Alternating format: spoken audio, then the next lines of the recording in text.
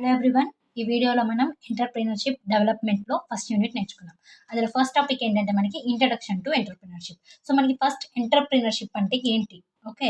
So, మనకి ఎంటర్‌ప్రెన్యూర్‌షిప్‌కి number of people కొన్ని definitions ఇచ్చారనమాట.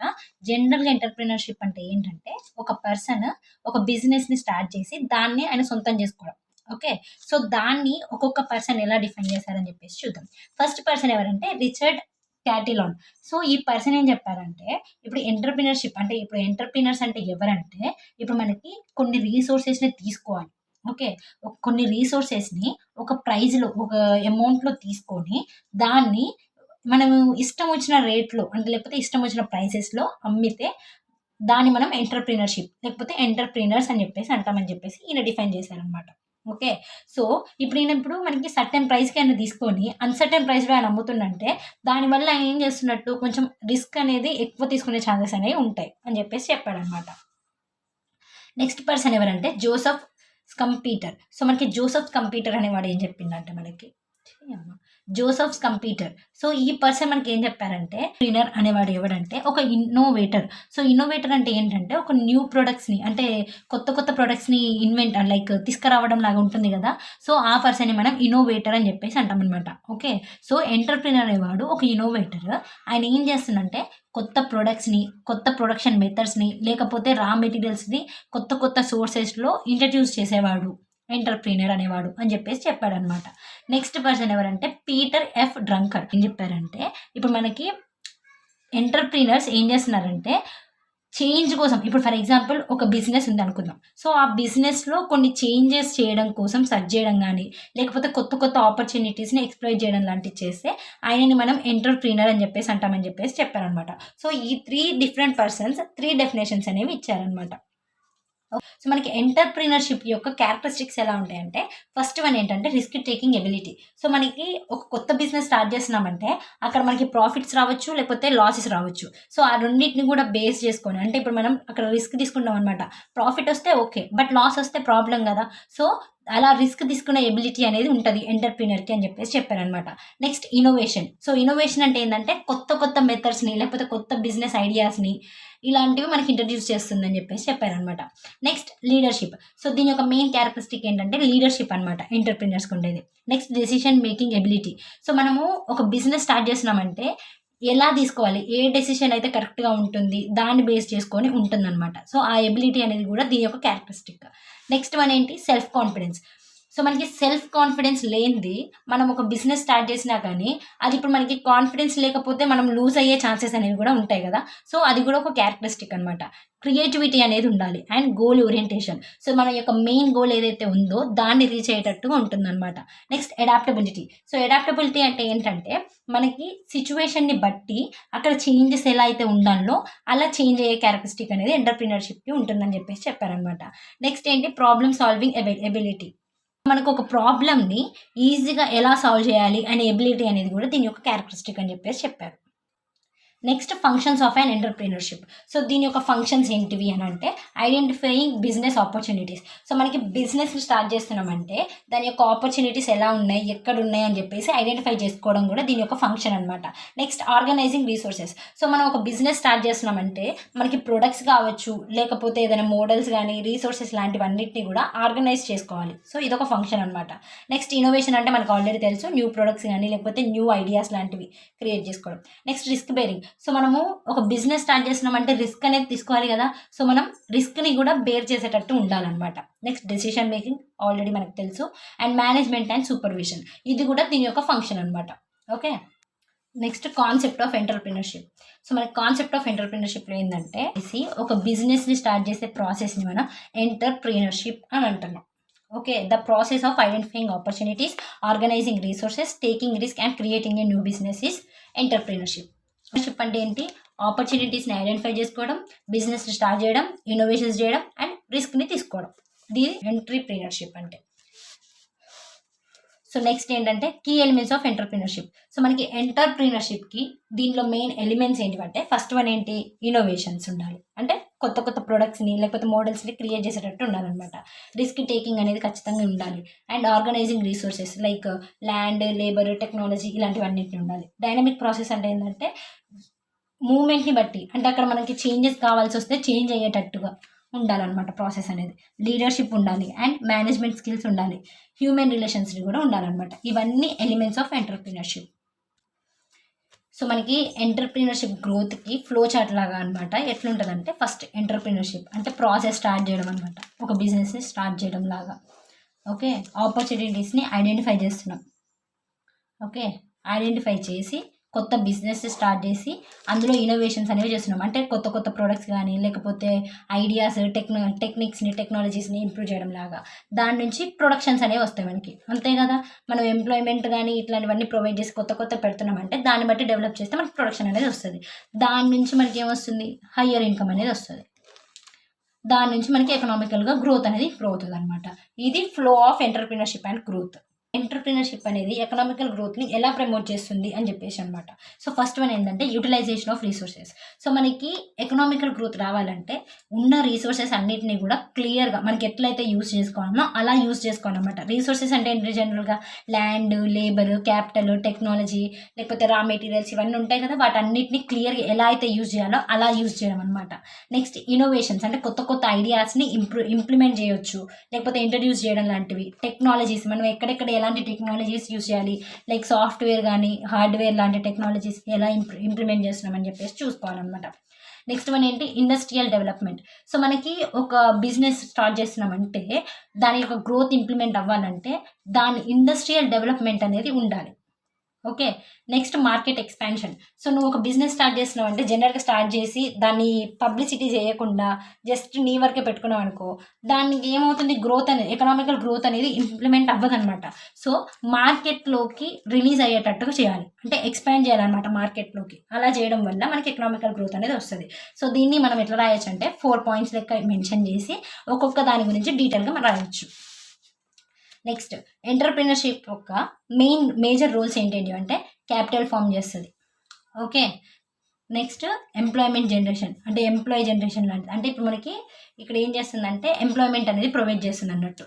నెక్స్ట్ బ్యాలెన్స్డ్ రీజనల్ డెవలప్‌మెంట్ అనేది ప్రతి చోట, అంటే ఇప్పుడు నువ్వు ఒక ప్లేస్ దగ్గర స్టార్ట్ చేస్తున్నావంటే ఆ ప్లేస్‌లో కరెక్ట్ డెవలప్‌మెంట్ అనేది ఉండేటట్టు చూసుకోవాలనమాట. Okay. Next wealth creation. Next increase in per capita ఇన్‌కమ్‌ని కూడా ఇంక్రీజ్ చేస్తది. అండ్ ప్రొడక్టివిటీని ఇంప్రూవ్ చేస్తది. గవర్నమెంట్ రెవెన్యూని ఇంక్రీజ్ చేస్తది. అండ్ మనకి బతకడానికి ఇప్పుడు స్టాండర్డ్ ఆఫ్ లివింగ్‌ని కూడా ఇంప్రూవ్‌మెంట్ చేస్తదనమాట. ఇవి major roles of entrepreneurship. Next topic వచ్చేసి టైప్స్ ఆఫ్ ఎంటర్‌ప్రెన్యూర్స్. సో మనకి ఎంటర్‌ప్రెన్యూర్స్ అంటే ఇప్పుడు మనకి ఒక బిజినెస్‌ని స్టార్ట్ చేసి దాన్ని ఓన్ చేసుకుంటే దాన్ని మనం ఎంటర్‌ప్రెన్యూర్స్ అని చెప్పేసి అంటామనమాట. ఓకే.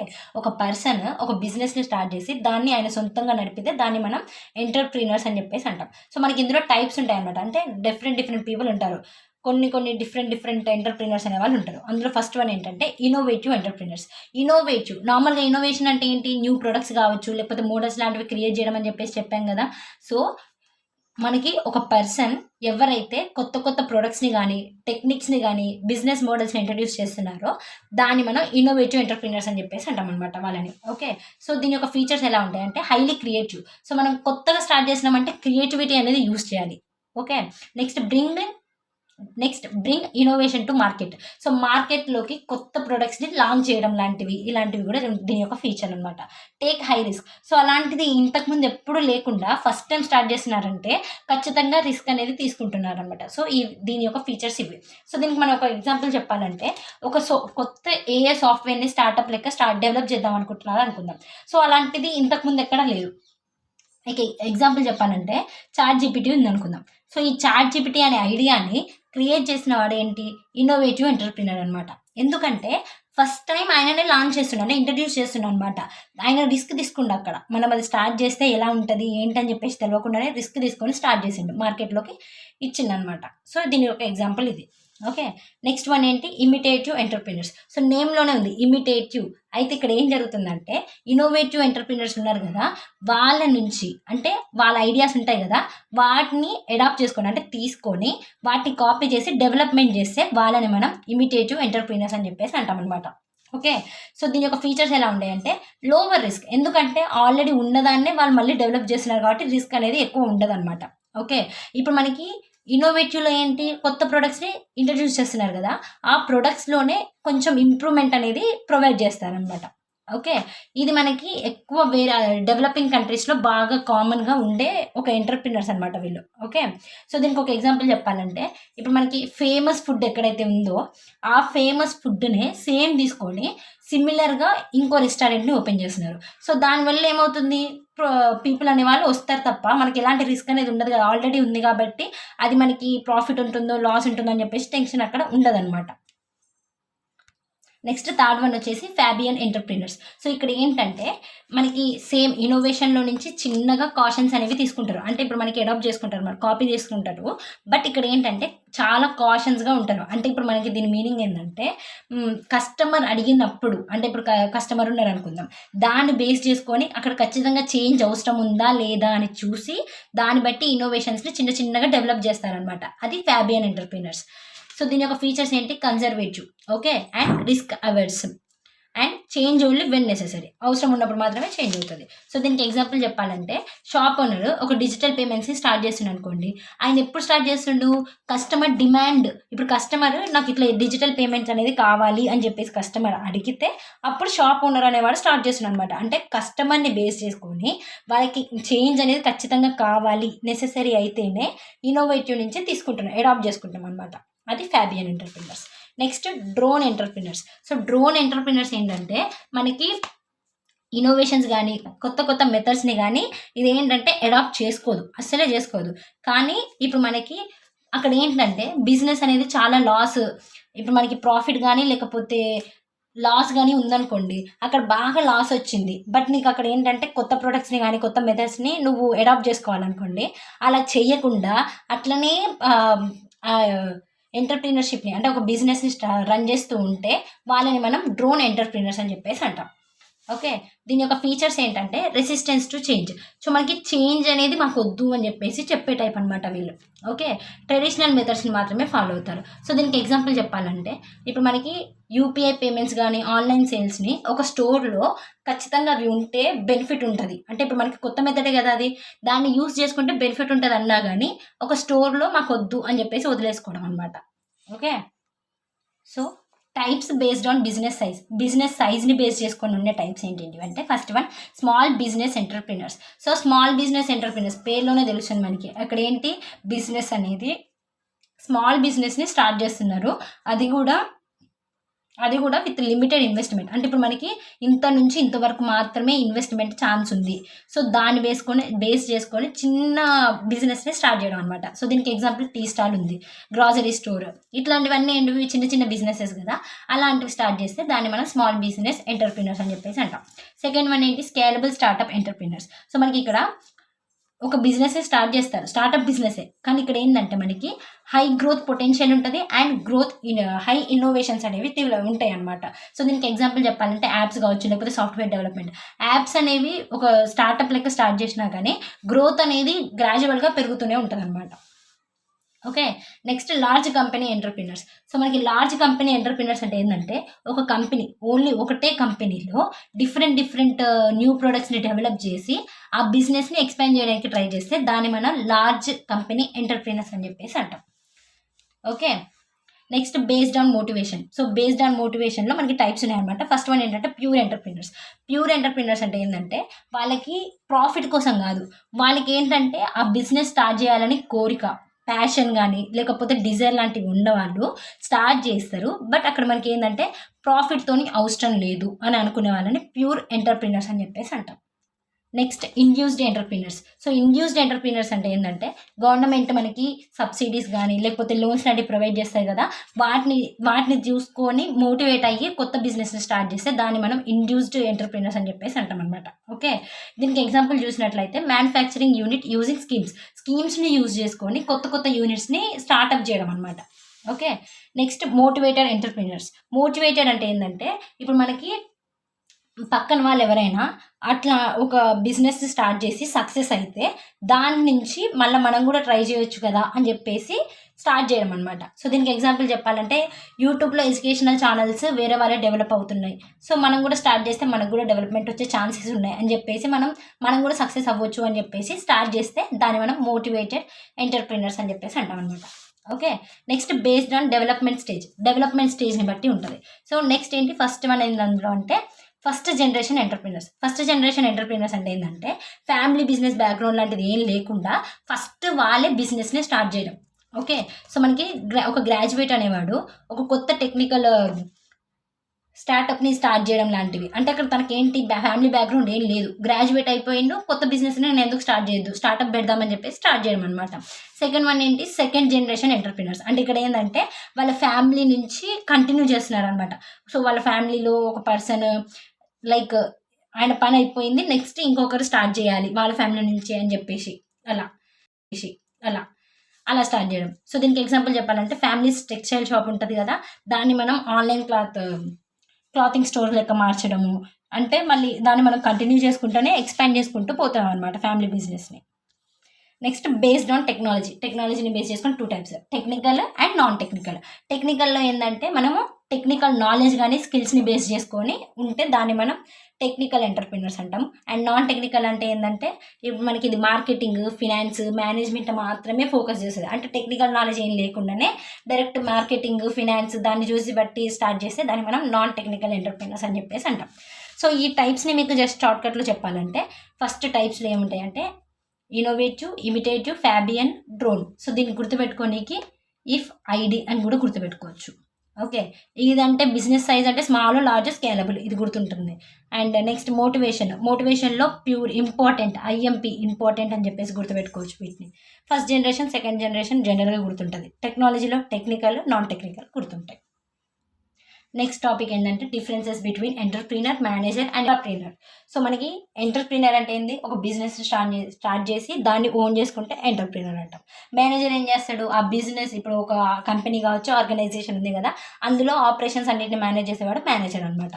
ఎంటర్ప్రీనర్ అంటే ఏంటి, ఇప్పుడు మనకి ఆర్గనైజేషన్లోనే కొత్త కొత్త ప్రొడక్ట్స్ని ఇంట్రడ్యూస్ చేసేవాడు అనమాట. అంటే ఇప్పుడు ఏంటి, జస్ట్ ఆ ఆర్గనైజేషన్లో వర్కర్ లాగా, ఓకే, ఎంప్లాయీ లాగా అనమాట. కానీ ఆ బిజినెస్ అంతానికి ఓన్ ఆ బిజినెస్ మొత్తానికి ఆయన లీడర్ కాదనమాట, జస్ట్ ఈజ్ ఏ ఎంప్లాయీ లాగా. ఓకే, సో మనకి ఇక్కడ ఏంటి, నెక్స్ట్ ఎంటర్ప్రీనర్ ఏం చేస్తారంటే ఓన్స్ ఎంటర్ప్రైజెస్, దాని యొక్క ఎంటర్ప్రైజెస్ అన్నీ కూడా ఈయన సొంతం అనమాట. బట్ మేనేజర్ ఏంటి, just employee of the company, entrepreneur కూడా employee in the company. So ఇక్కడ ఏంటి, ఎంటర్ప్రీనర్ ఏంటి, రిస్క్ అనేది బాగా తీసుకుంటాడు. ఎందుకంటే ఇప్పుడు మనకి ఒక బిజినెస్ ఉంది, ఆ బిజినెస్లో ఎలాంటి ప్రాఫిట్ కానీ లాస్ కానీ ప్రతి ఒక్క రిస్క్ అనేది అన్నింటినీ కూడా బేర్ చేసేది ఈయనే. బట్ మేనేజర్కి ఎలాంటి రిస్క్ ఉండదు, ఎందుకంటే హీఈస్ జస్ట్ ఎంప్లాయీ, ఆయనకి ఎటువంటి సంబంధం లేదు. నెక్స్ట్ ఎంటర్ప్రీనర్ ఏంటంటే ఆ కంపెనీలో ఆయన ఒక దగ్గర ఇన్నోవేషన్, ఇప్పుడు ఆయన న్యూ ప్రోడక్ట్ని ఇంట్రడ్యూస్ చేసినప్పుడు అక్కడ ఏమైనా రిస్క్ ఉంటే మాత్రం ఆయననే బేర్ చేయాల్సి వస్తుంది అలా. నెక్స్ట్ ఎంటర్ప్రీనర్లో మనకి పర్సనల్ కానీ బారోడ్ క్యాపిటల్ లాంటివి అన్నిటిని కూడా యూజ్ చేసుకుంటాడు. ఇప్పుడు మనకి ఆ బిజినెస్ నుంచి వచ్చే క్యాపిటల్స్ కానీ పర్సనల్గా ఉండేమంతా కూడా యూజ్ చేసుకునేవారు ఎవరంటే ఎంటర్ప్రీనర్. బట్ ఇక్కడ ఏంటి, ఈయన మేనేజర్ ఏం చేస్తారంటే ఓన్లీ కంపెనీ రిసోర్సెస్ని మాత్రమే యూజ్ చేసుకుంటాడు. ఎంటర్ప్రీనర్ కూడా అంతే, యూజెస్ ఓన్లీ కంపెనీ రిసోర్సెస్. ఎంటర్ప్రీనర్లో మనకి ఇక్కడ హైలీ ఇండిపెండెంట్ ఉంటుంది. అంటే ఇప్పుడు మనకి ఆ బిజినెస్ అయిందే కాబట్టి ఇండిపెండెంట్గా ఉంటాడు. బట్ మేనేజర్కి ఏంటి, మేనేజ్మెంట్ కింద వర్క్ చేయాలి. ఓకే, ఎంటర్ప్రీనర్ కూడా కంపెనీలోనే వర్క్ చేయాలన్నమాట. ఓకే, ఎంటర్ప్రీనర్ ఏం చేస్తున్నారంటే బిజినెస్ని గ్రో చేసి క్రియేట్ చేసి దాన్ని గ్రో చేయడానికి ట్రై చేస్తాడు. బట్ మేనేజర్ ఏం చేస్తాడు, జస్ట్ ఎఫిషియెంట్గా ఉందా లేదా మేనేజ్మెంట్ అని మాత్రమే చూసుకుంటాడు అనమాట. ఓకే, ఎంటర్ప్రీనర్ ఏంటంటే ఇన్నోవేషన్స్ లాంటివి తీసుకుంటారు అనమాట కంపెనీలో. సో దీనికి ఒక ఎగ్జాంపుల్ లాగా చూసినట్లయితే ఒక బేకరీని స్టార్ట్ చేసే పర్సన్ ఉన్నారు కదా, తనేమో ఎంటర్ప్రీనర్.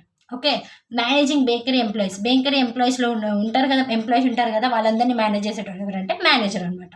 ఓకే, ఇప్పుడు మనకి ఎంప్లాయీస్ అనేవాళ్ళు కొత్త కొత్త ప్రొడక్ట్స్ని ఆ బేకరీలో మనకి లైక్ ఎలా అంటే కేక్స్ ఉన్నాయి అనుకుందాం ఫర్ ఎగ్జాంపుల్, డిఫరెంట్ కేక్స్ లాంటివి తయారు చేస్తారు కదా, అంటే కొత్త కొత్త ప్రొడక్ట్స్ క్రియేట్ చేస్తారు కదా, వాళ్ళు ఎంటర్ప్రీనర్స్ అనమాట. సో మనకి నెక్స్ట్ టాపిక్ వచ్చేసి ఫ్యాక్టర్స్ ఎఫెక్టింగ్ ఎంటర్ప్రీనర్షిప్ గ్రోత్ అనమాట. సో మనకి జనరల్గా ఎంటర్ప్రీనర్షిప్ గ్రోత్ అంటే ఏంటంటే బిజినెస్ ఉంటుంది కదా, ఆ బిజినెస్లో డెవలప్మెంట్ కానీ దాని యొక్క ఎక్స్పాన్షన్ ఎలా ఉంది అని చెప్పేసి చూపించేది ఏంటంటే ఎంటర్ప్రీనర్షిప్ గ్రోత్ అనమాట. ఓకే, అయితే మనకి ఇది ఏం చూపిస్తుందంటే మనకి ఒక కొత్త బిజినెస్ని ఎంతమంది స్టార్ట్ చేశారు అండ్ సక్సెస్ఫుల్గా ఎట్లా గ్రో అవుతుంది అని చెప్పేసి చూపించేది ఏంటంటే ఎంటర్ప్రీనర్షిప్ గ్రోత్. ఓకే, దీని యొక్క గ్రోత్ అనేది దేని మీద డిపెండ్ అయ్యింది అంటే ఫ్యాక్టర్స్, ఏ ఫ్యాక్టర్స్ మీద డిపెండ్ అయ్యిందంటే ఎకనామిక్ మీద, social, psychological, political, environment factors మీద డిపెండ్ అయ్యింది అనమాట. ఓకే. అయితే ఈ ఫ్యాక్టర్స్ అన్నీ కూడా మంచిగా ఉన్నాయి అనుకోండి. అంటే ఫేవరబుల్‌గా ఉంటే ఎంటర్‌ప్రెన్యూర్‌షిప్ అనేది గ్రో అయితది. ఓకే. ఒకవేళ అవన్నీ కూడా ఫేవరబుల్‌గా లేవు. అంటే మనకి కావాల్సినట్టుగా లేకపోతే ఎంటర్‌ప్రెన్యూర్‌షిప్ ఏమవుతుంది అంటే డిక్రీజ్ అవుతుంది. అంటే లాసెస్ అనేవి ఎక్కువ వచ్చే ఛాన్సెస్ అనేవి ఉంటాయన్నమాట. ఓకే.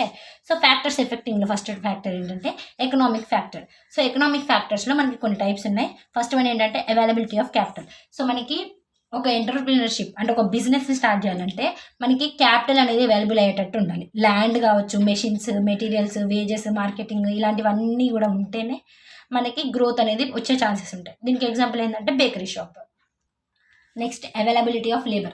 సో మనకి ఇందాకేంటి only capital like land, machines లాంటివి ఉంటే సరిపోయిద్ది. బట్ లేబర్ కూడా ఉండాలి కదా! ఇప్పుడు లేబర్‌లో కూడా మనకేంటంటే హ్యూమన్‌కి స్కిల్స్ ఉన్నవాళ్ళు కావాలి. అంటే స్కిల్స్ ఉన్నవాళ్ళు ఎందుకు మనకి ఇప్పుడు ఇంజినీర్స్ లాంటి వాళ్ళ కోసం. అవునా? మనం బిల్డ్ చేయాలంటే ఒక ఐడియా లాంటి ఒక ప్లాన్ లాంటివి డెవలప్ చేయడం కోసం స్కిల్స్ ఉన్న లేబర్స్ కావాలి. అండ్ నో స్కిల్స్ అంటే స్కిల్స్ అసలే లేని వాళ్ళు కూడా కావాలి. నెక్స్ట్ అవైలబిలిటీ ఆఫ్ రా మెటీరియల్స్. ఖచ్చితంగా రా మెటీరియల్స్ ఉండాలి కదా! సో ఒకవేళ రా మెటీరియల్స్ అనేవి ఎక్స్‌పెన్సివ్ లైక్ ఎక్కువ కాస్ట్ ఉన్నాయనుకోండి, గ్రోత్ అనేది కొంచెం డిక్రీజ్ అయ్యే ఛాన్సెస్ అనేవి ఉంటాయన్నమాట. Next market opportunities. అంటే ఇప్పుడు మనకి డిమాండ్ అనేది ఎక్కువ ఉండాలి. ఓకే. నువ్వు ఒక బిజినెస్ స్టార్ట్ చేసినావంటే దానికి డిమాండ్ అనేది ఎక్కువ ఉండేటట్టు చూసుకోవాలన్నమాట. సెకండ్ వన్ ఏంటంటే ఫస్ట్ వన్ ఏంటి ఎకనామిక్. సెకండ్ వన్ ఏంటి సోషల్ ఫ్యాక్టర్స్. సోషల్ ఫ్యాక్టర్స్ అంటే ఏంటంటే ఫ్యామిలీ ఎంకరేజ్‌మెంట్ అనేది మనకు ఉండాలి. ఓకే. ఫ్యామిలీ ఎంకరేజ్‌మెంట్ అనేది ఇంపార్టెంట్. ఫస్ట్ వన్ ఏంటి అందులో అంటే లెగిటిమసీ. అంటే ఇప్పుడు మనకి సోషల్ యాక్సెప్టెన్స్. ఇప్పుడు మనకి ఒక బిజినెస్‌ని ఒకరు స్టార్ట్ చేద్దాం అనుకుంటున్నట్లయితే, వాళ్ళని ఎంకరేజ్ చేసేటట్టు ఉండాలి. అంటే యాక్సెప్ట్ చేయాలి. సొసైటీ యాక్సెప్ట్ చేసి వాళ్ళని ఎంకరేజ్ చేసేటట్టు ఉండాలనమాట. సెకండ్ వన్ ఏంటి సోషల్ మొబిలిటీ. అంటే ఇప్పుడు మనకి ఇండివిడ్యువల్స్‌కి కూడా ఎబిలిటీ అనేది ఉండే ఛాన్స్ ఉండాలనమాట. ఓకే. టాలెంట్ అనేది అంటే ఇప్పుడు ఎబిలిటీ అది నేను స్టార్ట్ చేయగలుగుతా అని చెప్పేసి సింగిల్ పర్సన్ అయినా ఇండివిడ్యువల్‌గా అయినా స్టార్ట్ చేసేటట్టు ఉండాలి. అండ్ థర్డ్ వన్ ఏంటి సెక్యూరిటీ. సెక్యూరిటీ కూడా ఉండాలి కదా!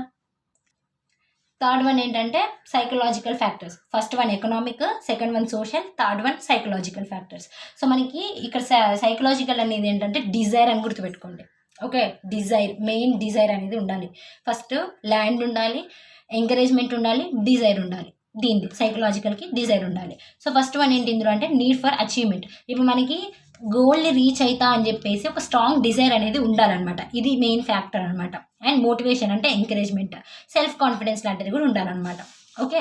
ఫోర్త్ వన్ ఏంటంటే government and political factors. So government and political factors అంటే స్కీమ్స్ లాంటివి ఉంటాయి కదా మనకి, పాలసీస్ లాంటివి లేకపోతే సబ్సిడీస్ లాంటివి ఇట్లాంటివి ప్రొవైడ్ చేస్తారు కదా, అలాంటివి కూడా ప్రొవైడ్ చేయాలి. అది కూడా ఒక ఫ్యాక్టర్ అనమాట. దీనివల్ల కూడా మనకి ఎకనామికల్ గ్రోత్ అనేది ఎఫెక్ట్ అయ్యే ఛాన్సెస్ ఉంటాయి. ఓకే. గవర్నమెంట్ ఎంటర్‌ప్రెన్యూర్‌షిప్‌ని ప్రొవైడ్ చేయాలనమాట. ఎలా అంటే ఫినాన్షియల్‌గా సపోర్ట్ చేయడం గానీ, స్టార్టప్ పాలిసీస్ గానీ, టాక్స్ బెనిఫిట్స్, ట్రైనింగ్ ప్రోగ్రామ్స్ ఇలాంటివి పెట్టడం వల్ల మనకి గ్రోత్ అనేది వచ్చే ఛాన్సెస్ ఉంటాయన్నమాట. ఓకే. నెక్స్ట్ వన్ ఏంటంటే ఎడ్యుకేషనల్ అండ్ ఎన్విరాన్మెంటల్ ఫ్యాక్టర్స్. అంటే ఇక్కడ మనకి కోర్సెస్ లాంటివి ప్రొవైడ్ చేయాలి. ఇప్పుడు నీకు ఒక బిజినెస్ స్టార్ట్ చేద్దాం అనుకుంటున్నాం అనుకో, ఆ బిజినెస్‌ని ఎలా ఇంప్రూవ్ చేయాలి అండ్ దాన్ని ఎట్లా స్టార్ట్ చేయాలి అని చెప్పేసి ఇలాంటివి టాలెంట్ లాంటివి అంటే కోర్సెస్ లాంటివి ప్రొవైడ్ చేయాలన్నమాట. ఓకే. ఎడ్యుకేషనల్ ఏమేమి టీచ్ చేస్తది అంటే బిజినెస్ ప్లానింగ్ ఎలా ఉండాలి, స్ట్రాటజీస్ ఎలా ఉండాలి అని చెప్పేసి చూపిస్తది. దీనివల్ల కూడా మనకిప్పుడు నీకు దాని మీద ఒక అవగాహన లైక్ ఎడ్యుకేషన్ నాలెడ్జ్ ఉందనుకోండి, క్లియర్‌గా నువ్వు బిజినెస్‌ని స్టార్ట్ చేస్తావు అండ్ ఇంప్రూవ్ చేసుకోవచ్చు. కాబట్టి అది కూడా మెయిన్ ఒక ఫ్యాక్టర్ అనమాట. ఇది ఓవరాల్ ఫస్ట్ యూనిట్. దీని యొక్క పీడిఎఫ్ కింద లింక్‌లో ప్రొవైడ్ చేస్తాము. ఎవరైనా కావాలంటే చూసుకోవచ్చు. Thank you.